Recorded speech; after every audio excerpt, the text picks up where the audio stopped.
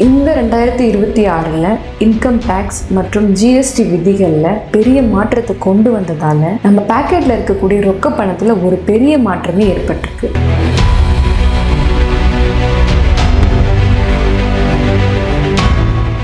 ஆமாம், உங்கள் ஃப்ரெண்டுக்கிட்ட கைமாத்தா வாங்கின பணத்தை விட அதுக்கும் அதிகமாக அபராதத்தை கட்டணும் அப்படின்னா எப்படி இருக்கும்? ரொம்ப ஷாக்கிங்காக இருக்கும்ல. இந்த டீட்டெயில்ஸ் எல்லாத்தையும் முழுசாக இந்த வீடியோவில் பார்க்கலாம் வாங்க.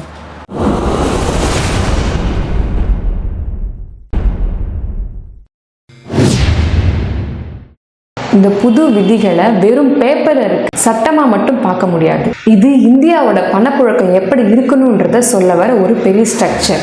அரசாங்கம் ரொக்க பண பரிவர்த்தனையை ரொம்ப வருடங்களாக குறைக்கணும் அப்படின்னு ட்ரை பண்ணிட்டு இருந்து இந்த 2026 அதை முற்றிலுமாக குறைச்சி நடைமுறைக்கு கொண்டு வந்திருக்காங்க. இங்கே நம்ம கவனிக்க வேண்டிய விஷயம் என்னன்னா, தெரியாம பண்ற ஒரு ரொக்க பண பரிவர்த்தனைக்கு கூட 100% பெனால்ட்டி வர சான்சஸ் இருக்கு. 100% பெனால்ட்டியா? கைமாத்தா காசு வாங்குறது அவ்வளோ தப்பா என்ன? வாங்குற காசை விட அதிகமா பெனால்ட்டி கட்டுறதுன்றது எங்கேயோ லாஜிக் கிடைக்குதே அப்படி நீங்க கேட்கறது புரியுது. உதாரணத்துக்கு உங்கள் ஃப்ரெண்டு கிட்ட ஒரு 50,000 ரூபாய் கடன் வாங்குறீங்க அப்படின்னா இந்த விஷயம் இன்கம் டேக்ஸ் ட்ராக் பண்ணாங்க அப்படின்னா அதே 50,000 கூட அவங்களுக்கு அபராதமாக வரலாம். கடன் கொடுத்த உங்கள் நண்பருக்கும் அதே நிலைமை வரலாம். அரசாங்கத்தை பொறுத்த வரைக்கும் கடன் வாங்குறது தப்பு இல்லை, ஆனால் அதை டிஜிட்டலாக வாங்காமல் ரொக்கமாக கையில் வாங்குறதா பெரிய தப்பு. டிஜிட்டலாக கொண்டு வரணும் அப்படின்றதால இவ்வளோ கடுமையான விதிகளை கொண்டு வந்திருக்காங்க. செக்ஷன் 269 ST விதியின் படி ஒருத்தர்கிட்ட இருந்து 2 லட்சத்துக்கு மேலே பணம் வாங்கவே கூடாது. இதையே 3 வகையாக பிரிச்சிருக்காங்க. இதில் முதலாவது என்னன்னு பார்த்தோம்னா, ஒரே நபர்கிட்ட ஒரே நேரத்தில் 2 லட்சத்துக்கு மேலே வாங்கக்கூடாது. இரண்டாவது, ஒரே பண பரிவர்த்தனையில் வாங்கக்கூடாது.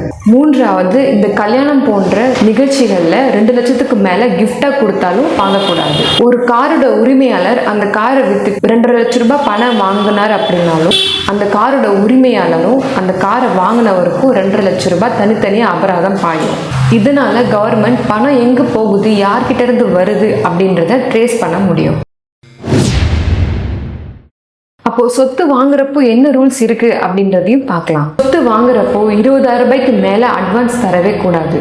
ஒரு சொத்தை வாங்குறோம் அப்படின்னா 2 லட்சத்துக்கு மேல பண பரிவர்த்தனையும் பண்ணவே கூடாது. கையில் ரொக்க பணம் இருக்கக்கூடாது. ஆனால் என் சொந்த பேங்க் அக்கௌண்ட்ல இருக்க பணத்தை நான் கையில் எடுத்து வச்சுக்கலாமா அப்படின்ற கேள்விக்கு உங்க பேங்க் அக்கௌண்ட்ல இருக்க ரொக்க பணத்தை நீங்க எடுக்கிறதுக்கு தடை இல்லை.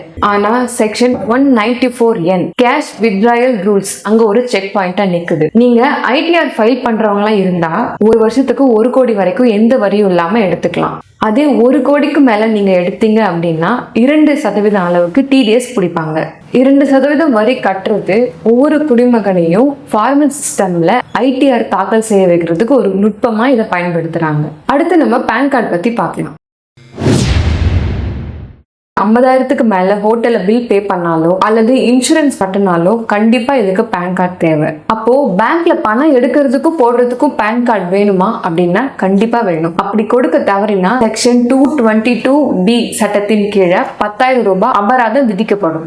ஏப்ரல் 2026 இருந்து இன்கம் டாக்ஸோட சட்டம் எல்லாம் மாறி போச்சு. ஃபர்ஸ்ட் மாதிரி மேனுவலா செக் பண்றது இல்லாம இப்போ எல்லாமே AI டெக்னாலஜியா மாறிடுச்சு. இந்த விதிகள் எல்லாமே டிஜிட்டல் எக்கனாமியை ப்ரொமோட் பண்ண மட்டுமே வந்திருக்கு.